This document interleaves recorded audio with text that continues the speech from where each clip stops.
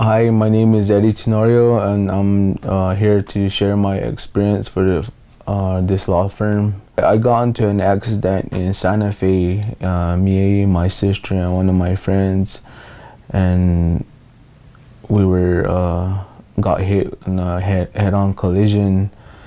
So I chose this law firm to help us. I told my sister we have to go to this law firm because I have like I said, I have like confidence on them.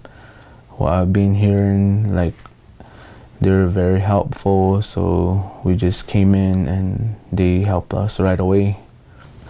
Yes, every time when we come in, like it was like I felt like we were like at home because everybody was friendly. Once you come in here, they'll be all like, you want coffee, you want soda, or whatever. They're like all friendly and nice to you, and seems like you're like at home. That's how I feel. Yes, we were all like satisfied with everything what they had accomplished. I would recommend like everywhere I go.